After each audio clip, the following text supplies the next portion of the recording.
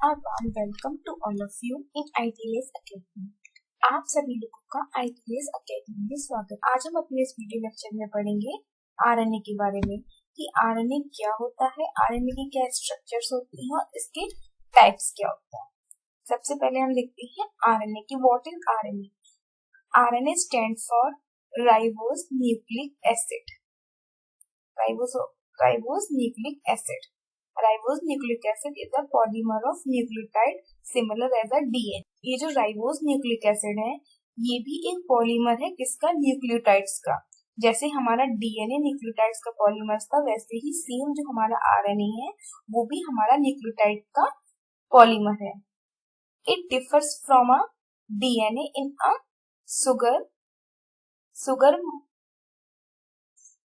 sugar meiosis having a ribosome instead deoxyribose and one nitrogenous base component having a uracil instead of thymine।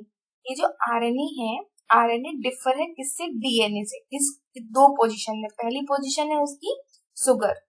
ये जो DNA होता है उसमें deoxyribose sugar present होती है, वहीं जो हमारा आरएनए होता है हमारे आरएनए पे प्रेजेंट होती है राइबोस सुगर।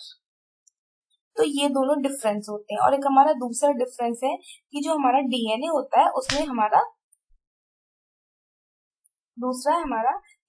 डीएनए होता है उसमें हमारा थाइमीन प्रेजेंट होता है, लेकिन जो हमारा आरएनए होता है आरएनए में यूरेसिल प्रेजेंट होता है। इसके अलावा RNA synthesized as a single strand rather than a double helix.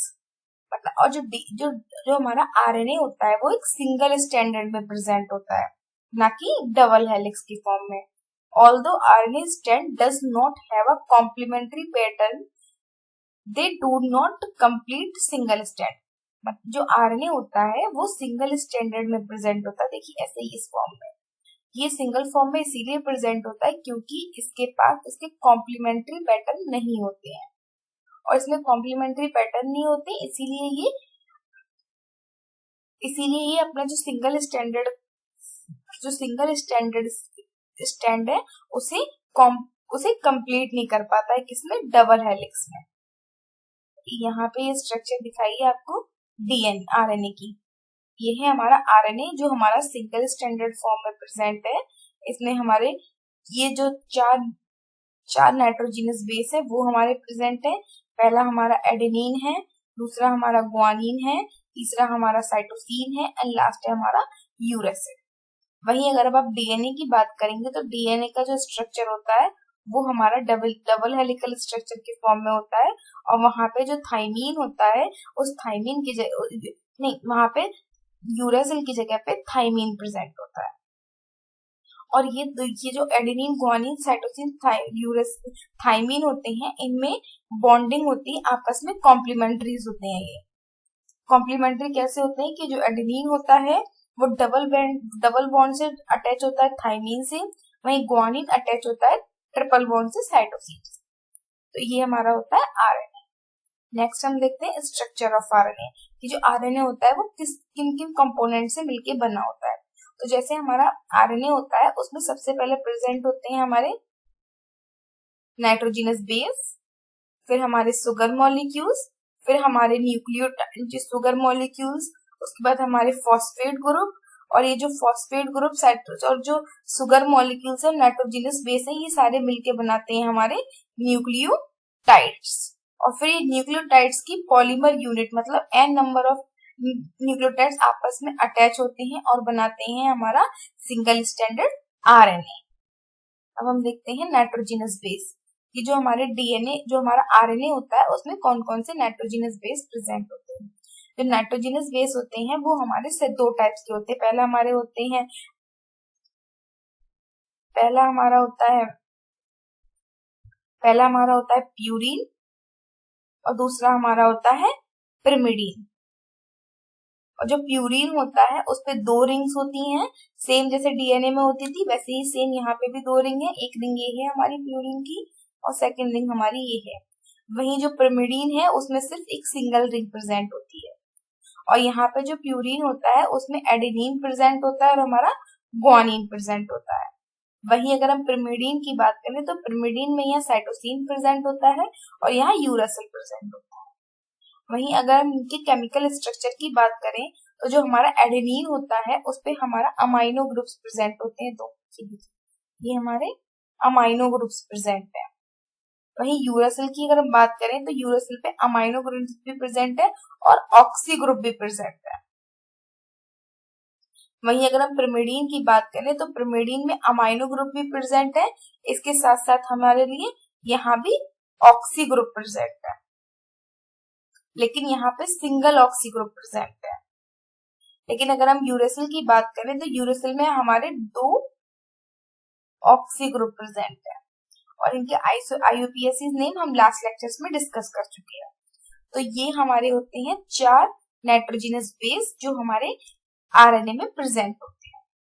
अब हम बात करते हैं सुगर मॉलिक्यूल्स की, कि जो हमारा आरएनए होता है उसमें कौन से सुगर मॉलिक्यूल्स प्रेजेंट होते हैं। तो देखिए ये हमारा डीऑक्सीराइबोज न्यूक्लिक एसिड ये हमारी डीऑक्सीराइबोज शुगर, और ये जो डीऑक्सीराइबोज शुगर थी ये प्रेजेंट थी किसमें, हमारे डीएनए में। वही हमारा जो आरएनए होता है, आरएनए में प्रेजेंट होती है हमारी राइबोज शुगर, और राइबोज शुगर का स्ट्रक्चर हमारा ये है। अगर हम इन दोनों में डिफरेंस की बात करें तो इनमें डिफरेंस होता है, जो हमारा सेकंड प्राइम का जो कार्बन होता है उस पे उसकी पोजीशन में डिफरेंस होता है हमारा किसमें, राइबोज शुगर में और डीऑक्सीराइबोज शुगर में। अगर हम राइबोज शुगर की बात करें तो जो हमारा सेकंड प्राइम कार्बन होता है उस पे हमारा हाइड्रोक्सिल ग्रुप प्रेजेंट होता है। वहीं अगर हम डीऑक्सीराइबोज शुगर की बात करें तो जो हमारा सेकंड नंबर का प्राइम कार्बन होता है उस पे हमारा ओनली हाइड्रोजन ग्रुप प्रेजेंट होता है। बस इन दोनों में, डीऑक्सीराइबोज शुगर में और राइबोज शुगर में, बस कार्बन की जो हाइड्रोक्सिल जो सेकंड प्राइम पे हाइड्रोजन और हाइड्रोक्सिल ग्रुप में ही डिफरेंस होता है, बाकी सारी चीजें, बाकी सारे कंपोनेंट सेम होते हैं। इसमें भी हमारे 5 कार्बन शुगर प्रेजेंट होती है। ये है हमारा फर्स्ट प्राइम कार्बन, ये है हमारा सेकंड प्राइम कार्बन, ये है हमारा थर्ड प्राइम कार्बन, ये है हमारा फोर्थ प्राइम कार्बन और ये है हमारा फिफ्थ प्राइम कार्बन, और ये प्रेजेंट है हमारा हाइड्रोक्सी ऑक्सीजन ग्रुप। उसके बाद जब भी जो राइबोज शुगर होती है इसमें भी अगर हमारा कोई न्यू न्यूक्लियोसाइड एसिड हमें अटैच करना है इससे, तो वो न्यूक्लियोटाइड एसिड हमारा 3 प्राइम एंड पे ही अटैच होगा, जैसे हमारा डीएनए में होता था। वहीं अगर फॉस्फेट ग्रुप की बात करें तो फॉस्फेट ग्रुप भी हमारा 5 प्राइम कार्बन पे अटैच होगा, जैसे हमारा डीएनए में होता था। स्ट्रक्चर एकदम सेम रहेगी, लेकिन यहाँ पे कॉम्प्लीमेंट्री बेस पेयरिंग नहीं होती। तो ये होते हैं हमारे शुगर मॉलिक्यूल्स। वहीं अगर हम बात करें न्यूक्लियोटाइड्स की, तो वही न्यूक्लियोटाइड जैसे हमारा डीएनए था उसमें 3 न्यूक्लियोटाइड्स पे, जो न्यूक्लियोटाइड्स था वो 3 कंपोनेंट्स से मिलकर बना था। पहला फॉस्फेट ग्रुप, दूसरा हमारा राइबोज शुगर, तीसरा हमारा नाइट्रोजिनस बेस। आरएनए में भी सेम जो न्यूक्लियोटाइड्स होगा वो हमारा सेम 3 ही कंपोनेंट्स का मिलकर बना होगा। पहला हमारा राइबोज शुगर, पहला है हमारा राइबोज शुगर, दूसरा है हमारा फॉस्फेट ग्रुप और तीसरा है हमारा नाइट्रोजिनस बेस। और जो नाइट्रोजिनस बेस की अगर हम बात करें तो जो नाइट्रोजिनस बेस होता है वो हमारा फर्स्ट प्राइम कार्बन रिप्रेजेंट होता है। वहीं जो हमारा फॉस्फेट ग्रुप होता है वो हमारा 5 प्राइम कार्बन पे रिप्रेजेंट होता है। वहीं अगर नेक्स्ट ग्रुप की बात करें, अगर नेक्स्ट कंपोनेंट जो हमारा न्यूक्लियोटाइड्स का आके अटैच होगा वो हमारा 3 प्राइम कार्बन पे अटैच होगा, किसके, शुगर मॉलिक्यूल्स की। जैसे डीएनए में होता था वही वैसे ही सेम हमारा आरएनए में होता है। वहीं इसमें डिफरेंस किसका है, यूरासिल और थाइमिन का, जो हम पहले डिस्कस कर चुके हैं। तो ये होती है न्यूक्लियोटाइड की स्ट्रक्चर किसमें, आरएनए में। अब हम देखते हैं कि डीएनए की जो आरएनए की स्ट्रक्चर है वो आरएनए की स्ट्रक्चर कैसे मिलके बनी। देखिए ये है हमारा फर्स्ट न्यूक्लियोटाइड, ये है हमारा सेकेंड न्यूक्लियोटाइड और ये है हमारा अपकमिंग न्यूक्लियोटाइड, मतलब थर्ड न्यूक्लियोटाइड, जिसे हमने क्या करना है, जिसे हमें अटैच करना है, किससे, अपनी जो हमारी ग्रोइंग चेन है उससे। तो अब ये कैसे अटैच होगा, देखिए ये जो हमारा है ये है हमारा DNDP, मतलब है डाई न्यूक्लियोटाइड ट्राइफॉस्फेट। ट्राइफॉस्फेट का मतलब है कि इस पे हमारे 3 फॉस्फेट के ग्रुप प्रेजेंट है। वहीं ये है हमारे मोनोफॉस्फेट, न्यूक्लियोटाइड के मोनोफॉस्फेट फॉर्म में प्रेजेंट है। अब इसमें क्या होगा, ये है हमारा ग्रोइंग चेन का 3 प्राइम कार्बन और ये है हमारा अपकमिंग न्यूक्लियोटाइड का 5 प्राइम कार्बन। अब फिर क्या होगा, यहाँ पे जो OH ग्रुप है ये हमारा जाके इस वाले के फर्स्ट फॉस्फेट ग्रुप पे जाके अटैच करेगा, मतलब अटैक करेगा, और यहाँ पे हमें ATP की रिक्वायरमेंट हो, यहाँ हमें ATP की रिक्वायरमेंट हो। अब क्या हुआ, जैसे ही यहाँ पे जाके इसने ये अट्रैक्ट की, इंटरेक्शन इसमें होगा, मतलब जैसे ही इसमें रिएक्शन परफॉर्म होगी वैसे ही हमारे 2 फॉस्फेट के ग्रुप यहाँ पे रिलीज हो जाएंगे और इन दोनों कार्बन के बीच में, मतलब ये जो हमारा ये हमारा जो न्यू न्यूक्लियोटाइड है वो और जो हमारा ओल्ड न्यूक्लियोटाइड बॉन्ड है वो, उन दोनों के बीच में यहाँ पे हमारा फॉस्फोडाइस्टर बॉन्ड की फॉर्मेशन हो जाएगी, जैसे हमारी DNA में हो रही। सेम वैसे ही यहाँ पे भी फॉस्फोडाइस्टर बॉन्ड की फॉर्मेशन हो जाएगी और हमारा जो अब न्यू न्यूक्लियोटाइड है वो हमारी ग्रोइंग चेन से अटैच हो जाएगा। इस तरीके से हमारी जो RNA की चेन है वो आगे कंटिन्यूअस रहती है और ये जो हमारे 2 फॉस्फेट ग्रुप है वो हमारे पायरो फॉस्फेट के ग्रुप के रूप में रिलीज हो जाएंगे। फिर आगे ये जो फॉस्फेट ग्रुप रिलीज हुए हैं ये हमारे ADP को ATP में कन्वर्ट करने में यूज होंगे। ATP को ADP में कैसे कन्वर्ट करेंगे, देखिए जो हमारा ATP है यहाँ पे मॉलिक्यूल्स कितने प्रेजेंट है, 3 फॉस्फेट ग्रुप प्रेजेंट है। वहीं अगर हम ADP की बात करें तो ADP का मतलब है यहाँ पे हमारे फॉस्फेट के 2 मॉलिक्यूल्स प्रेजेंट है और जबकि हमें रिक्वायरमेंट होती है ATP की, तो हम क्या करेंगे, ये जो हमारे फॉस्फेट ग्रुप हैं इन्हें हम क्लीवेज करेंगे और ये बन जाएंगे एक सिंगल फॉस्फेट ग्रुप और ये सिंगल फॉस्फेट, और ये फॉस्फेट ग्रुप जाके फिर हमारा इस ATP में कंबाइंड हो जाएगा और ADP कन्वर्ट हो जाएगी किसमें, ATP में, और फिर अगेन ये प्रोसेस हमारी कंटिन्यूअस चलती रहेगी। तो ऐसे हमारा जो RNA है उसकी पूरी स्ट्रक्चर फॉर्म हो जाएगी और ये जो स्ट्रक्चर होती है ये हमारी सिंगल स्टैंडर्ड होती है। अब हम देखते हैं DNA और RNA में डिफरेंस, कि DNA और RNA में क्या हमारा डिफरेंस होता है वो हम अपने अब देखते हैं। DNA क्या है, फर्स्ट पॉइंट है हमारा composed of nucleotide sugar phosphate backbone. ये जो होता है ये हमारे न्यूक्लियोटाइड और शुगर की बैकबोन से ही प्रेजेंट होता है, मतलब जो हमारे DNA है उसकी जो बैकबोन होती है उसमें हमारे न्यूक्लियोटाइड्स में शुगर और फॉस्फेट की बैकबोन होती है। वहीं सेम हमारा जो RNA होता है उसकी बैकबोन भी हमारी शुगर और फॉस्फेट की ही होती है। अगर हम यहाँ पे बात करें तो ये जो DNA है, DNA का हम यूज करते हैं किसमें, जीन एक्सप्रेशन में। वहीं जो RNA है, RNA भी हमारा जीन एक्सप्रेशन के लिए रिस्पॉन्सिबल होता है। ये कैसे रिस्पॉन्सिबल होता है, जैसे ये हमारा DNA है, DNA में सबसे पहले होता है हमारा रेप्लिकेशन और रेप्लिकेशन के बाद हमारा बनता है DNA के डुप्लीकेट कॉपी, उसके बाद फिर इस रेप्लिकेशन के बाद हमारे बनता है mRNA और फिर mRNA के बाद बनती है हमारी प्रोटीन्स और ये हमारा होता है जीन का, किसी भी जीन का एक्सप्रेशन। तो इस जीन के एक्सप्रेशन में हमारे DNA भी पार्टिसिपेट करते हैं और हमारा mRNA भी पार्टिसिपेट करता है। उसके बाद हम देखते हैं नेक्स्ट पॉइंट है हमारा use of nucleotide thymine and use of nucleotide uracil. मतलब जो हमारा न्यूक्लियोटाइड होता है उसमें थायमीन प्रेजेंट होता है किसमें, DNA में। वहीं RNA में क्या प्रेजेंट होता है हमारा, यूरासिल। वहीं अगर हम DNA की बात करें तो DNA की जो हमारा डबल स्टैंडर्ड स्ट्रक्चर है वो स्टेबल होती है, मतलब वो बहुत ज्यादा स्टेबल होती है। वहीं जब हम RNA की बात करें तो RNA की जो सिंगल स्टैंडर्ड स्ट्रक्चर होती है वो हमारी अनस्टेबल होती है।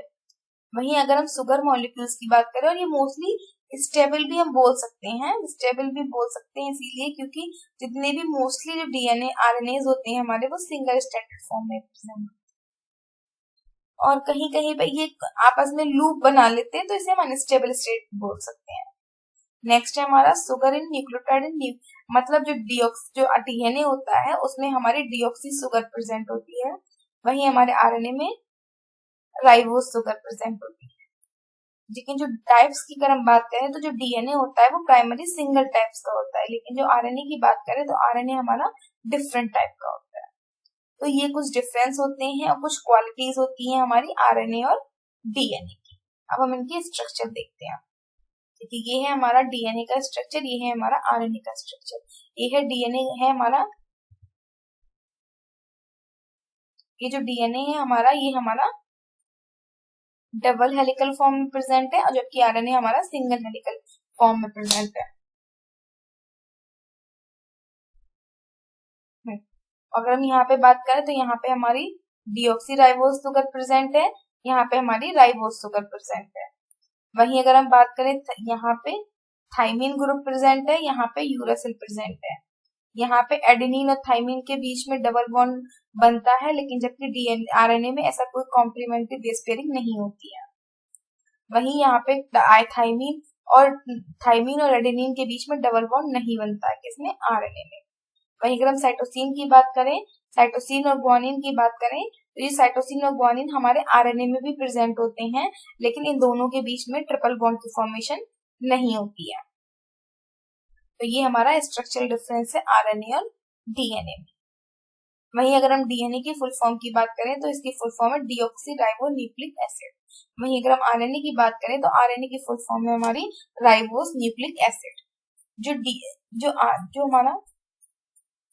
जो हमारा डीएनए है उसका जो डी है वो अल्फाबेट आया है हमारा किससे, डीऑक्सी से। मतलब डीऑक्सी ये स्टैंड करता है कि इसमें हमारी डीऑक्सी राइबोज शुगर प्रेजेंट होती है। वहीं हम आरएनए की बात करें तो आरएनए में प्रेजेंट है हमारी राइबोज शुगर, इसीलिए इसका जो आर है वो स्टैंड करता है हमारा राइबोज को। ये हमारे स्ट्रक्चरल डिफरेंस होते हैं आरएनए और डीएनए।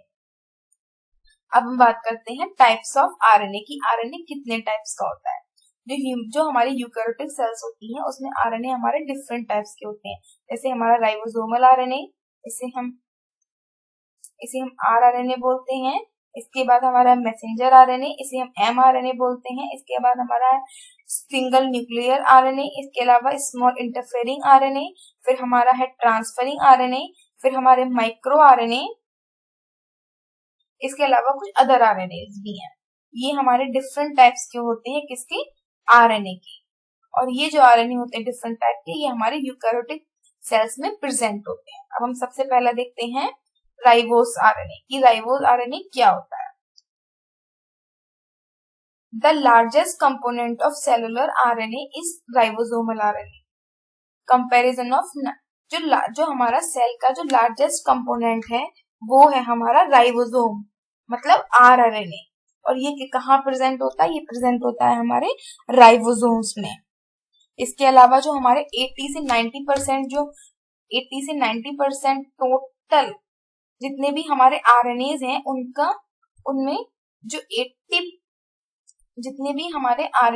उनमें जो 80 से 90% हमारा राइबोसोमल आरएनए ही है। The various type of ribosome RNA are named their sedimentation coefficient in a density gradient centrifugation. RNA is an important structural and functional part of ribosome cellular organism where the protein are synthesis.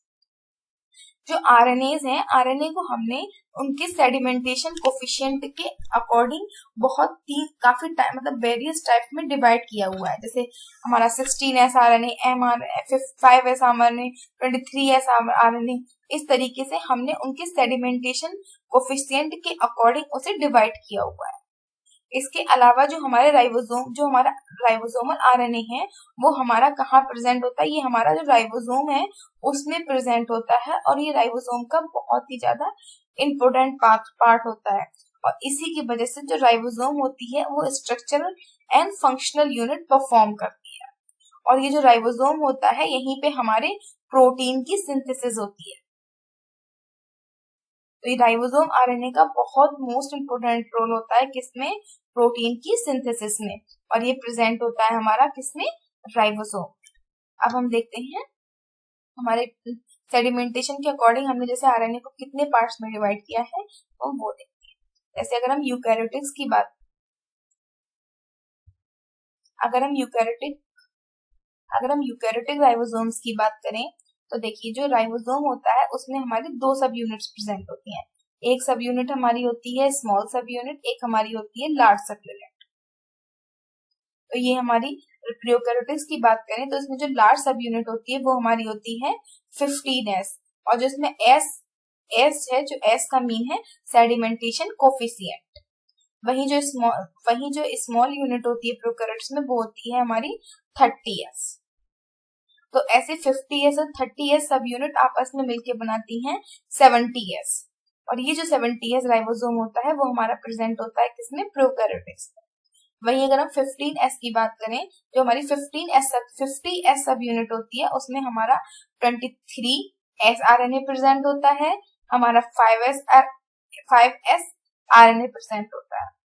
इसके अलावा अगर हम बात करें small सब unit की, तो जो हमारी स्मॉल सब यूनिट होती है उसमें हमारा 16S आरएनए प्रेजेंट होता है, और इसी 16 और इसके अलावा हमारा जो हमारा 16S आरएनए है इस पे साइनल कार्बन सीक्वेंसेस प्रेजेंट होते हैं, जिससे हमारा एमआरएनए आके बाइंड करता है, फिर आगे प्रोटीन की सिंथेसिस परफॉर्म करता है किसमें, प्रोकैरियोटिक्स में। और प्रोटीन की कैसे सिंथेसिस होती है वो हम आगे ट्रांसलेशन की जब सेक्शन पढ़ेंगे तो उसमें डिस्कस। वहीं अगर हम बात करें यूकैरियोटिक राइबोसोम्स की, तो सेम यूकैरियोटिक राइबोसोम भी दो सब यूनिट्स का बना होता है। पहला हमारी स्मॉल सब यूनिट, दूसरी हमारी लार्ज सब यूनिट। और इसमें जो लार्ज सब यूनिट होती है वो हमारी होती है 16S की, जो स्मॉल सब यूनिट होती है वो हमारी प्रेजेंट होती है 14S की, और टोटल मिलके बनाती है हमारी 18S। वही जो हमारी 16S की लार्ज सब यूनिट होती है उसमें हमारा 20S आरएनए प्रेजेंट होता है, 5S आरएनए प्रेजेंट होता है, और 5.8 आरएनए प्रेजेंट होता है। मतलब यहाँ पे 3 आरएनए के मॉलिक्यूल्स प्रेजेंट होते हैं। वहीं अगर स्मॉल सब यूनिट की बात करें तो यहाँ पे हमारा 18S आरएनए प्रेजेंट होता है। अगर हम दोनों में डिफरेंस देखें यूकैरियोटिक राइबोसोम और प्रोकैरियोटिक राइबोसोम में, तो यहाँ पे जो प्रोकैरियोटिक राइबोसोम है वहां पे 70S राइबोसोम प्रेजेंट होता है। वहीं जो हमारी यूकैरियोटिक्स होती है वहां पे 80S राइबोसोम होता है। जो हमारा 80S राइबोसोम होता है और जो हमारी 80S राइबोसोम की लार्ज सब यूनिट होती है वहां पे 3 राइबोसोम जो आरएनए प्रेजेंट होते हैं। वहीं जो प्रोकैरियोटिक होता है, प्रोकैरियोटिक की जो लार्ज सब यूनिट होती है वहां पे सिर्फ 2 आरएनए के मॉलिक्यूल्स प्रेजेंट होते हैं। वहीं अगर स्मॉल सब यूनिट की बात करें तो चाहे प्रोकैरियोटिक हो चाहे यूकैरियोटिक हो, दोनों में ही सिंगल आरएनए प्रेजेंट होता है। अब नेक्स्ट हम देखते हैं small nuclear RNA. Small nuclear RNA क्या होता है? Another type of cellular RNA is a small nuclear RNA which functionally is splicing remove the introns from a fresh transcribed RNA in eukaryotes। ये जो हमारा small nuclear RNA होता है, ये जो आरएनए होता है ये हमारा यूकैरियोटिक सेल्स में प्रेजेंट होता है। ये हमारा यूकैरियोटिक सेल्स में प्रेजेंट होता है। और ये किसमें मेन रोल करता है? जब भी हमारा जो डीएनए से जो हमारा एमआरएनए बना होता है, तो उस एमआरएनए में हमारे बहुत सारे सीक्वेंसेस होते हैं। कुछ होते हैं हमारे इंट्रॉन्स, कुछ होते हैं हमारे एक्सॉन्स। तो इंट्रॉन्स क्या होते हैं? वो नॉन कोडिंग पार्ट होते हैं। नॉन कोडिंग पार्ट का मतलब है वो पार्ट जो आके प्रोटीन की सिंथेसिस नहीं करेंगे। तो जो हमारे स्मॉल न्यूक्लियर आरएनए होते हैं वो उसको रिमूव करने में मेन रोल प्ले करते हैं। मतलब अगर हमारा एमआरएनए बन गया है, उसमें हमें इंट्रोन को रिमूव करना होगा, तो वहां पे हम इस स्मॉल न्यूक्लियर आरएनए का यूज करें। Small nuclear RNA stay in a nucleus after the transcribe by the RNA polymerase first and RNA polymerase second. ये जो हमारे स्मॉल न्यूक्लियर आरएनए होते हैं ये हमारे राइबोस आरएनए पॉलीमरेज फर्स्ट और आरएनए पॉलीमरेज थर्ड के द्वारा ट्रांसक्राइब्ड होते हैं।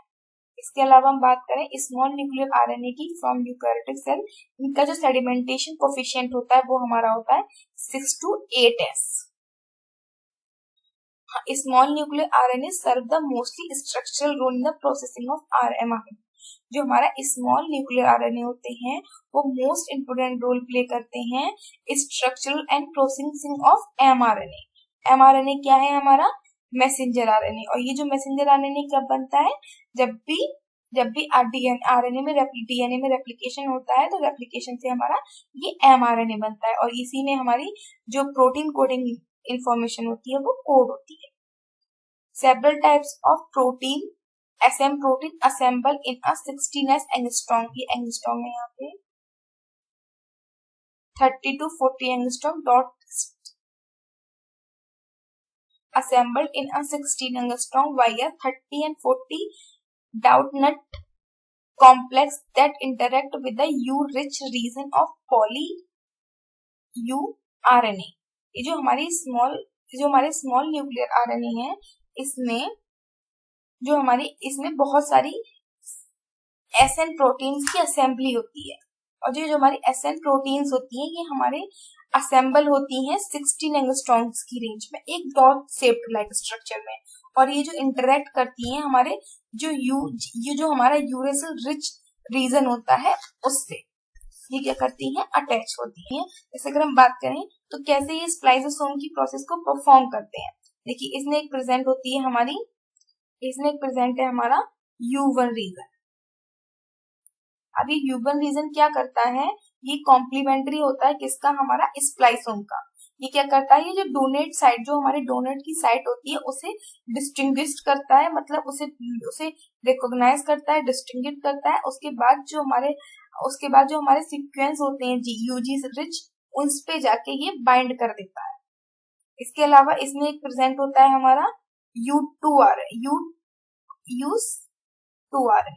और ये जो U2RNA होता है ये कहाँ प्रेजेंट होता है, ये रिकॉग्नाइज करता है किसको, स्प्लाइसोसोम की साइट को, किसमें, यूकैरियोटिक्स में, और ये बाइंड करता है किससे, बैच प्रोटीन से। जब भी हम नेक्स्ट वीडियो में हम डिस्कस करेंगे जब ट्रांसक्रिप्शन की प्रोसेस, उसके इलोंगेशन पार्ट में हम पढ़ेंगे बैच प्रोटीन के बारे में। तो जो हमारा यूकैरियोटिक जो U2 स्मॉल न्यूक्लियर आरएनए होता है, ये उससे जाके बाइंड करता है, और बाइंड करने के बाद फिर U2, U4, U5 और U6 इनकी असेंबली को आके अटैच करता है, और ये एक लूप लाइक स्ट्रक्चर की फॉर्म कर लेते हैं, मतलब ये इस टाइप में स्ट्रक्चर बना लेते हैं, और इस स्ट्रक्चर को हम कहते हैं स्प्लाइसोसोम। और उसके बाद क्या होता है, यहाँ पे स्प्लाइसिंग की प्रोसेस परफॉर्म की जाती है, और हमारा इंट्रॉन्स रिलीज हो जाता है। आगे फर्दर जब हम इसके बारे में फर्दर जो स्प्लाइसिंग पढ़ेंगे तो वहां हम इसको डिटेल में डिस्कस करेंगे। लेकिन हाँ, यहाँ पे जो स्प्लाइसिंग की प्रोसेस होती है वो हमारा स्प्लाइसोसोम इन्हीं कंपोनेंट से मिलके बना होता है, और इन्हीं कंपोनेंट से हमारा जो इंट्रॉन्स होता है वो एमआरएनए से रिलीज होता है। अब हम बात करते हैं स्मॉल इंटरफेरेंस आरएनए की। स्मॉल इंटरफेरेंस आरएनए क्या होता है? Small interference RNA are the functional intermediate of RNA interference, a defense in a eukaryotic cells against the viral। ये जो हमारा स्मॉल इंटरफेरेंस आरएनए होता है ये क्या करता है, डिफेंस मतलब प्रोटेक्शन का काम करता है यूकैरियोटिक सेल्स को, किसके अगेंस्ट, वायरस के against. In a process that not yet completely understood, double standard RNA species are believed that originate from transcript in inverted repeat by the activity of cellular viral directed ribose RNA polymerase. Biological analysis of RNA interference has been revealed that these 21 to 22 nucleotide double standard RNA, also called as the small intermediate RNA, are assembled for a successful cleavage of double stranded RNA 52 more than nucleotide base pairing in length. The ribosome third enzymes dikers are responsible to generate the siRNA and another small RNA, microRNA and double stranded precursors. ये जो हमारे RNA होती है, जो हमारा small interfering RNA होता है, ये जो स्मॉल इंटरफेरिंग आरएनए होता है वो हमारा राइबोस न्यूक्लियस एंजाइम्स की एक्टिविटी से बनता है। ये क्या करते हैं, जो राइबोस न्यूक्लिक एंजाइम होता है ये क्लीवेज की प्रोसेस परफॉर्म करता है। क्लीवेज की प्रोसेस परफॉर्म होने के बाद ये हमारा स्मॉल इंटरफेरिंग आरएनए है, इसकी फॉर्मेशन हो जाती है। अगर हम एक बायोलॉजिकल एनालिटिकल की अगर हम बात करें तो जो हमारा इसमें एक 21 to 22 न्यूक्लियोटाइड का एक डबल स्टैंडर्ड आरएनए होता है, और वो जो डबल स्टैंडर्ड आरएनए होता है उसे हम कहते हैं स्मॉल इंटरमीडिएट आरएनए। तो ये हमारा होता है स्मॉल इंटरफेरिंग आरएनए। अब हम देखते हैं ट्रांसफर आरएनए। जो ट्रांसफर आरएनए है इसे हम टीआरएनए भी कहते हैं। ये क्या होता है? Translate of the information from nucleic acid to protein requires a reading of a mRNA by ribosomes and using the adapter molecules or transfer RNA or tRNA. Transfer RNA वाला relatively short single stranded polynucleotide sequence of 73 to 93 base pairing in length. Molecular weight है हमारा 24 to 31 kilodalton. This is the at least one tRNA for each nucleic acid.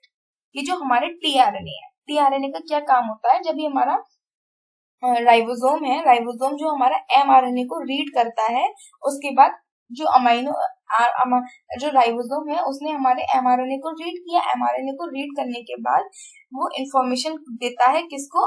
tRNA को। फिर जो tRNA होता है वो क्या करता है? वो हमारे अमाइनो एसिड्स को लेके आता है किस पे? राइबोसोम्स पे। ये अमाइनो एसिड्स को लेके आने का, अमाइनो एसिड्स को ट्रांसफर करेगा किस पे? हमारा राइबोसोम्स पे, जिससे हमारे प्रोटीन की सिंथेसिस आके परफॉर्म होती है। और जो हमारा टीआरएनए होता है वो हमारा 73 to 93 बेस पेयर का होता है। अगर हम इसकी मॉलिक्यूलर वेट की बात करें तो ये है हमारा 24 to 31 किलोडाल्टन। इसके अलावा जितने भी अमाइनो एसिड्स होते हैं, अगर हमारे 60 जितने भी हमारे अमाइनो एसिड्स हैं उन सब के लिए एटलीस्ट एक टीआरएनए प्रेजेंट होता है। मतलब सब इंडिविजुअल अमाइनो एसिड का इंडिविजुअल टीआरएनए प्रेजेंट होता है। नेक्स्ट है 8 or more of the nucleotide base in all tRNA are modified, usually methylated after the tRNA synthesis. Most of the tRNA has the glycerol residue of 5' end and the sequence GGC at the 3' end. With maximum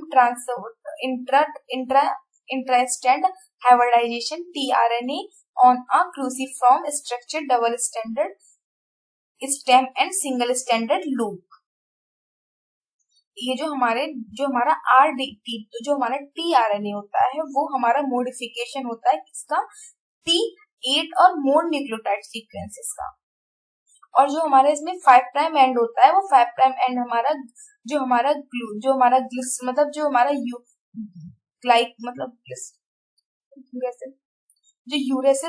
uracil rich residues होते हैं। वही जो हमारा 3' and होता है वो हमारा CA मतलब साइटोसिन और एडेनिन का रिच रेसिड्यू होते हैं। उसके अलावा इसकी जो स्ट्रक्चर होती है वो हमारी क्यूसिफेरॉल और एक single standard loop like structure होती है। देखिए ये है हमारी टीआरएनए की लूप लाइक स्ट्रक्चर। इसका जो 5' एंड है वो जो साइटोसिन और ग्वानिन साइटोसिन और आर्जिनिन रिच होता है। जो हमारा जो हमारा 5' एंड होता है वो हमारा ग्वानिन रिच होता है। देखिए यहाँ पे ये हमारा ग्वानिन रिच है और ये हमारा AC रिच है। tRNA have a longer sequence for addition of loop. The sequence CCA is found at the 3' end of a tRNA. This is where the amino acid will be covalently attached to the tRNA and 7 base pairs. The variable long end is large in longer tRNA. Another 7 loop is anticodon that contain the 3 base pair of anticodon that is the complementary of mRNA codon of the cognate amino acids. And 8 to 12 base pairing dual loop is relatively rich of the dihydroxyuridine. Another modification of nucleotide X-ray crystallography diffraction study the pure crystalline tRNA revealed that is the QC from secondary structure of tRNA takes the additional level of hydrogen bonding between the D loop and the T loop to form a shaped structure, to form a Y-shaped structure. अब जो हमारा tRNA होता है उसकी structure कैसी है वो हम अभी यहाँ पे समझते हैं। देखिए जो हमारा tRNA है उस पे जो 7 बेस पेयरिंग्स होती हैं, जिसमें हमारे 3 प्राइम एंड होता है, जो हमारा होता है अडेप्टर सीक्वेंस। अडेप्टर्स क्या होते हैं? वो जहाँ पे हमारा अमाइनो एसिड्स आके बाइंड करता है, तो वो हमारी कौन सी साइड है? वो है हमारी 3 प्राइम एंड साइड। और इसी साइड पे जो हमारा अमाइनो एसिड्स होता है वो कोवलेंटली अटैच होता है, किससे? हमारे tRNA से। इसके अलावा जो हमारा dRNA होता है उस पे हमारी 8 to 12 प्राइम्स क्या होती है? डी लूप होती है। जो डी लूप होती है वो हमारी डाइहाइड्रोक्सी यूरिडिन रिच होती है। इसके अलावा जो हमारे mRNA होता है उस पे हमारी एंटीकोडॉन लूप भी होती है। जो एंटीकोडॉन लूप होती है वो हमारी 7 बेस पेयरिंग की होती है। और जो एंटीकोडॉन लूप होती है उस पे वो किससे बेस पेयर होती है? वो हमारे mRNA के जो कोडॉन होते हैं उससे पेयरिंग करती है। अब ये कैसे करती है? बस स्ट्रक्चर की तरह समझते हैं। देखिए ये जो हमारा tRNA है ये है इसकी स्ट्रक्चर, ये है हमारी इसकी स्ट्रक्चर। देखिए ये है हमारा 3 प्राइम एंड जो हमारा AC रिच है, ये है हमारा 5 प्राइम एंड जो हमारा ग्वानिन रिच है। इसके अलावा ये है हमारी D लूप, ये है हमारी TC लूप। इसके अलावा इसमें वेरिएबल रीजन्स भी होते हैं। देखिए ये जो D लूप के पास प्रेजेंट है। इसके अलावा ये है हमारी एंटीकोडॉन साइट। ये जो एंटीकोडॉन साइट होती है वो एंटीकोडॉन साइट राइबोसोम्स में, देखिए ये है ये हमारा राइबोसोम्स है। यहाँ पे साइट्स होती हैं, हमारी 3 साइट्स होती हैं। और फिर यहाँ पे 3 साइट्स होती है, उसमें पहली साइट से वहां पे जो हमारा tRNA होता है वो आके बाइंड करता है। और यहाँ पे ये हमारा होता है mRNA, mRNA पे होता है कोडॉन। तो जो कोडॉन होते हैं उसके जो अपोजिट साइड होती है वो हमारी होती है एंटीकोडॉन पे। और जो हमारा tRNA होता है वो हमारा इस टाइप से एक राइबोसोम्स पे आके अटैच हो जाता है। और इसका जो 3 प्राइम एंड है यहाँ पे हमारा आके अमाइनो एसिड्स प्रेजेंट हो जाते हैं। देखिए और इसे हम कहते हैं अमाइनो एक्समो, इसे कहते हैं स्पेगमो एक्सेप्टर आर्म। इसे एक्सेप्टर आर्म इसीलिए कहते हैं क्योंकि ये अमाइनो एसिड्स को एक्सेप्ट करता है। तो ये होती है हमारी tRNA की स्ट्रक्चर। अब नेक्स्ट हम देखते हैं माइक्रो RNA की। माइक्रो RNA क्या होते हैं? माइक्रो RNA को हम miRNA भी कहते हैं। Are tiny regulatory RNA 25 to in length divert from a endogenous RNA hairpin structure. RNA fold into a double-stranded interstrand hydrogen bonds. And microRNA is discovered by the C. elegans. The 20th RNA were shown to contribute the temporal processing of cell fats and triggering the down regulating the target of mRNA. The RNA species called the small temporal RNA. MicroRNA perform the diverse function in eukaryotic cells, affect the gene expression, cell development and self defense. जो हमारा mRNA होता है वो जो mRNA होता है वो हमारा 21 to 20th स्ट्रक्चर का होता है। और ये जो होता है ये हमारी हेयर पिन लाइक स्ट्रक्चर होती है किसकी? RNA की। और ये जो RNA में हेयर पिन लाइक स्ट्रक्चर होती है, ये जो RNA होती है उससे एंडोजिनस एंजाइम्स की हेल्प से इसे हम कट करके इसकी माइक्रो RNA की फॉर्मेशन होती है। और ये जो हमने सबसे पहले इसको डिस्कवर किया था वो हमें C. elegans से हुआ था। और इसके बाद ये जो माइक्रो RNA होता है ये क्या करता है? ये जो mRNA होता है उस mRNA की प्रोसेसिंग को रेगुलेट करता है। इसके अलावा इसकी जो जीन एक्सप्रेशन होती है उसको भी ये रेगुलेट करता है। इसके अलावा जो हमारी सेल्स होती है उनके डेवलपमेंट में बहुत इंपॉर्टेंट रोल प्ले करता है। इसके अलावा डिफेंस में भी बहुत इंपॉर्टेंट रोल प्ले करता है। इसके अलावा अब देखते हैं हम अदर स्मॉल RNA। इसके अलावा भी कुछ और स्मॉल RNA है जो हमारे यूकैरियोटिक सेल्स में प्रेजेंट होते हैं। Since the late of 90s growing the variety of small RNA has discovered in prokaryotic and eukaryotic including the tiny non-coding RNA. 23 small modulating RNA, late 1993 में जब जब RNA का इवोल्यूशनल चल रहा था, तो हमारे जो यूकैरियोटिक सेल्स या प्रोकैरियोटिक सेल्स थी उसमें कुछ स्मॉल आरएनए को डिस्कवर किया गया। वो स्मॉल आरएनए है हमारे नॉन कोडिंग आरएनए और स्मॉल मॉड्यूलेटिंग आरएनए। इसके अलावा है स्मॉल न्यूक्लियर आरएनए, टीएमआरएनए, इसके अलावा कुछ अदर भी है। In addition of RNA synthesis and processing, these molecules influence the number of cellular processing, include plasmid replication, bacteriophage development, chromosome structure and cell development। ये जो जितने भी हमें अदर आरएनए जो हमारे डिस्कवर हुए हैं वो हमारे डिफरेंट प्रोसेस में हेल्प करते हैं। जैसे अगर आरएनए की सिंथेसिस करनी हो उसमें हेल्प करते हैं, उसकी प्रोसेसिंग करनी हो उसमें भी हेल्प करते हैं। इसके अलावा जो सेलुलर प्रोसेस होती है उनको भी बहुत ज्यादा इफेक्ट करते हैं। जैसे हमारी अगर प्लाज्मिड का रेप्लिकेशन है तो वहां पे भी जो हमारे स्मॉल आरएनए होते हैं बहुत इंपॉर्टेंट रोल प्ले करते हैं। इसके अलावा बैक्टीरियोफेज के डेवलपमेंट में, क्रोमोसोम के स्ट्रक्चर में और सेल्स के डेवलपमेंट में और क्रोमोसोम के डेवलपमेंट में ये जो हमारे स्मॉल आरएनए होते हैं वो बहुत मोस्ट important role play करते हैं। These small unrelated untranslated RNA has been termed as a snRNA in bacterial non-coding RNA in eukaryotic। ये जो अनट्रांसलेटेड आरएनए होते हैं, ये जो अनट्रांसलेटेड आरएनए है जो किसी प्रोटीन को सिंथेसिस नहीं करते हैं, उन आरएनए को प्रोकैरियोटिक सेल्स में हम एसआरएनए कहते हैं। वही जो यूकैरियोटिक सेल्स होती है हम उसे कहते हैं नॉन कोडिंग आरएनए जो हमारे नॉन कोडिंग होती है। इसके अलावा अब हम बात करते हैं अपने मैसेंजर आरएनए की, कि जो हमारा मैसेंजर आरएनए है वो होता क्या। अब हम बात करते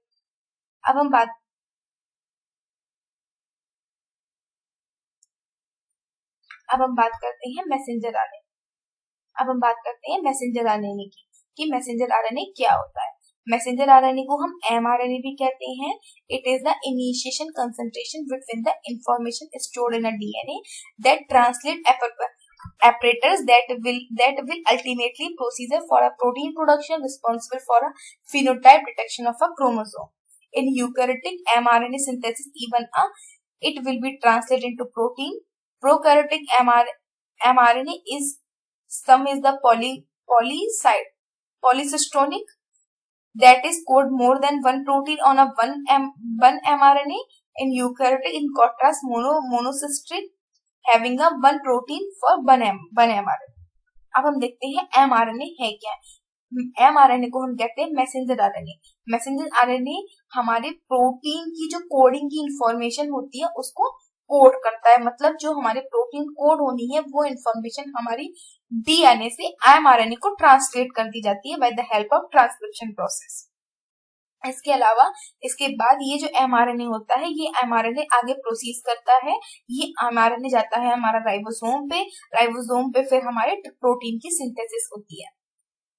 इसी की जो प्रोटीन की सिंथेसिस होती है, इसी की वजह से हमारा जो फिनोटाइप, जो क्रोमोसोम्स जो हमारा फिनोटाइप होता है वो हमें अपीयरेंस होता है। वहीं अगर हम यूकैरियोटिक्स की बात करें तो यूकैरियोटिक में एक सिंगल एमआरएनए बहुत सारी प्रोटीन्स को कोड कर देता है। इसे हम कहते हैं इस टाइप के हम एमआरएनए को कहते हैं पॉलीसिस्टोनिक एमआरएनए। वहीं अगर हम यूकैरियोटिक्स की बात करें तो जितनी भी प्रोटीन्स होती हैं उनको कोड करने के लिए डिफरेंट एमआरएनए होते हैं, जिसे हम कहते हैं मोनोसिस्टोनिक एमआरएनए। तो एमआरएनए क्या है। एमआरएनए की प्रोसीजर देखिए ऐसे होती है, ये है।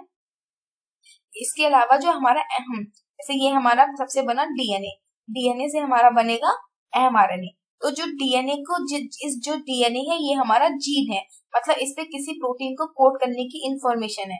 तो क्या करेगा ये उस इंफॉर्मेशन को एमआरएनए को ट्रांसलेट कर देगा।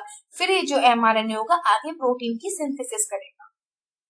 और ये क्या कर रहा है, एक मैसेंजर को एक मैसेंजर है, मतलब एक मैसेज को ट्रांसलेट कर रहा है, इसीलिए हम इसे कहते हैं मैसेंजर आरएनए।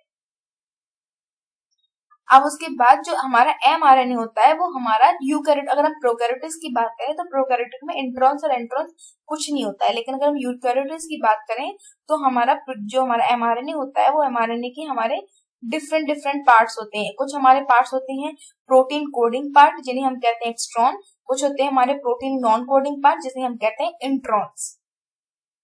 इसके अलावा जब भी हमारा डीएनए एमआरएनए होता है, एमआरएनए में जो हमारी इंफॉर्मेशन होती है उसको सेव करने के लिए उसे जो आरएनए न्यूक्लियस होती है उसे सेव करने के लिए हम इसमें कुछ मॉडिफिकेशन करते हैं। वो मॉडिफिकेशन हम इसीलिए करते हैं कि जो हमारी इंफॉर्मेशन है वो डिस्ट्रॉय ना हो। तो उस इंफॉर्मेशन को स्टोर करने के लिए हम दो प्रोसेस परफॉर्म करते हैं। एक हमारी प्रोसेस है पॉलीएडेनाइलेशन। पहली हमारी प्रोसेस है पॉलीएडेनाइलेशन। ये जो हमारी पॉलीएडेनाइलेशन होती है वो हमारी 3' एंड पे होती है। इस 3' एंड पे क्या करते हैं हम, एक पॉलीएडेनाइलेज एंजाइम्स की हेल्प से बहुत सारे एडेनिन के सीक्वेंस को ऐड कर देते हैं। जब हमारे 3' एंड पे बहुत सारे एडेनिन के सीक्वेंस ऐड हो जाते हैं तो हम उसको कहते हैं पॉलीएडेनाइलेशन। देखिए ये है हमारी रो इंडिपेंडेंट ट्रांसक्रिप्ट टर्मिनेशन हुआ ये। अब यहाँ पे क्या होगा, प्रोटीन्स आगे बाइंड हो जाएंगी, फिर यहाँ पे पॉलीएडेनाइलेज एंजाइम आएगा। वो पॉलीएडेनाइलेज एंजाइम हमारा एडेनिन के बहुत सारे सीक्वेंस को ऐड कर देगा हमारे कहाँ पे 3' एंड पे। और ये जो हमारी प्रोसेस होती है वो हमारी कहलाती है पॉलीएडेनाइलेशन। अब हम दूसरी प्रोसेस है हमारी 5' एंड कैपिंग। नेक्स्ट प्रोसेसिंग है हमारी 5' कैपिंग। हमने पॉलीएडेनाइलेशन से अपना जो 3' एंड है उसे सेव कर लिया, लेकिन जो हमारा 5' एंड है वो अभी भी फ्री है। तो उसको सेव करने के लिए हम क्या करते हैं, 5' कैपिंग।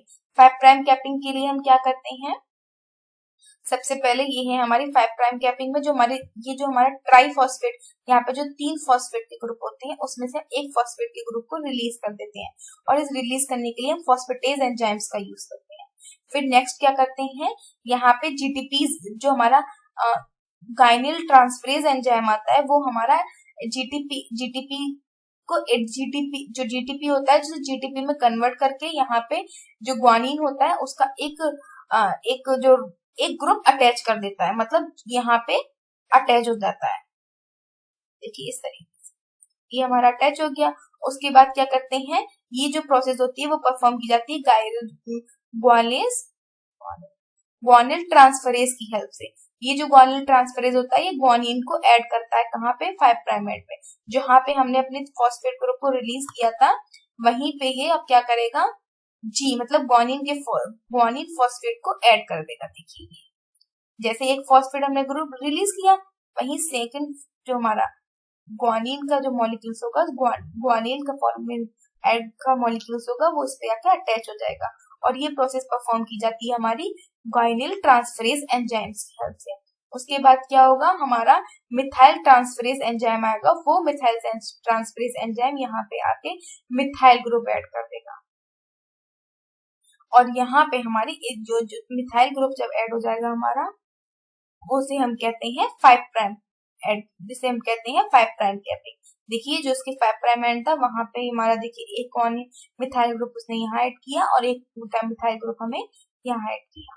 इससे जो हमारा यहाँ पे हमारा बहुत सारे एडेनिन ग्रुप प्रेजेंट है 3' एंड पे, और यहाँ पे हमारा ये कैपिंग प्रेजेंट हो गई। तो इससे जो हमारी इंफॉर्मेशन होगी, कोड इंफॉर्मेशन होगी जो भी हमारा एमआरएनए पे, वो हमारी सेफ रहेगी। ये यहाँ पे इसकी स्ट्रक्चर बताइए कि किस तरीके से ऐड होता है। तो हमने अपने इस वीडियो लेक्चर में जाना कि एमआरएनएस क्या होती है और उसके टाइप्स क्या। Please follow ITLS Academy on Instagram, Facebook, Twitter, YouTube, WhatsApp, LinkedIn, and also get it on Google Play Store. Thank you so much for watching my video. Please like, share and subscribe ITLS Academy. Thank you.